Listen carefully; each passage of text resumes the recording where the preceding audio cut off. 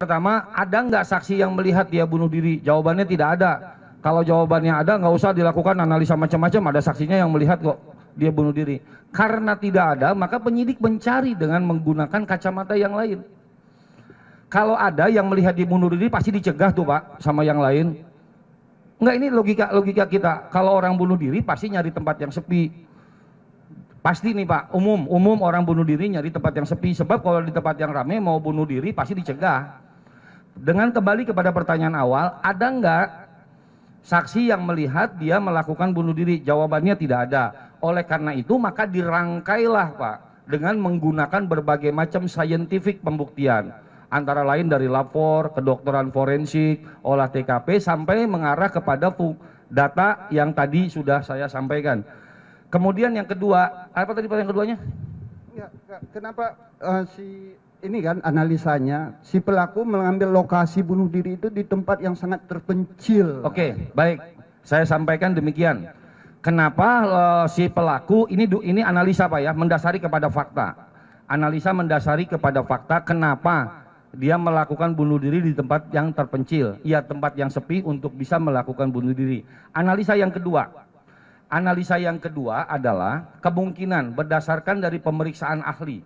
Seseorang tidak ingin dirinya dianggap bunuh diri, Pak. Banyak yang menutup diri sedemikian rupa. Nah, yang ini kejadian dengan menggunakan itu, tapi ini analisa yang sifatnya mengkaitkan, bisa jadi, jawabannya bisa jadi nih, bukan pasti. Bisa jadi dia tidak ingin orang lain mengetahui kalau dia meninggal karena bunuh diri. Karena pilihan tempatnya di sana, lalu kenapa dia pilihannya di sana? Itu adalah rute yang sangat dia kuasai. Karena rute itu berdasarkan analisa CDR, berdasarkan keterangan saksi, itu memang rute yang biasa dia lalui. Sehingga depan jalan ada pintu masuk tol itu dia sangat mengetahui betul, karena itu rute yang dilalui setiap hari. Mungkin nggak sih dia dilakukan pembunuhan di luar gitu maksud Bapak, terus dia masukkan ke situ? Hah? Nggak ada pertanyaan itu? Kalau nggak ada nggak saya jawab. Oke, terakhir silakan. Baik Pak, dari Metro TV ingin bertanya Pak, jadi sejak tadi memang sudah... Buka aja. Baik, sejak tadi dari pihak polisian sudah memaparkan sejumlah bukti, baik dari di TKP sama sekali tidak ditemukan DNA selain dari DNA almarhum, kemudian juga dari fakta bahwa pisau tersebut dibeli sendiri oleh almarhum. Apakah dari pihak polisian bisa secara tegas menjelaskan ini memang pembunuhan atau bunuh diri atau seperti apa Pak? Karena dari tadi pihak media sudah ada yang bertanya atau menggunakan frasa bunuh diri, kesimpulannya seperti apa Pak? Bisa direkap dengan tegas. Terima kasih. Baik, pertanyaannya kayaknya ini benar dibilang sama Pak Kabid pertanyaan terakhir karena udah kesimpulan. Biasanya kan pendahuluan, isi, penutup, ya ini udah kesimpulan, berarti habis ini nggak ada pertanyaan lain.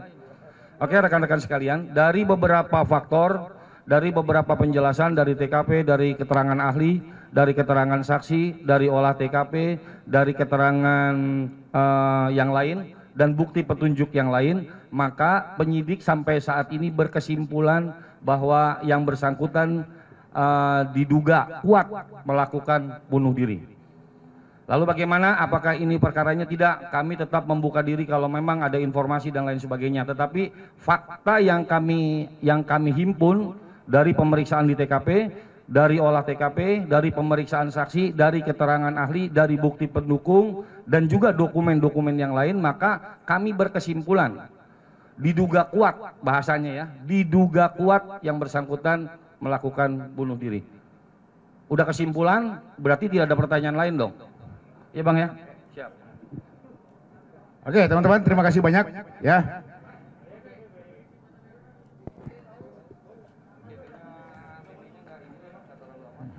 BB-nya ini, apa-apalah kita ini. Terima kasih, assalamualaikum warahmatullahi wabarakatuh. Terima kasih sudah nonton. Jangan lupa like, subscribe, dan share ya.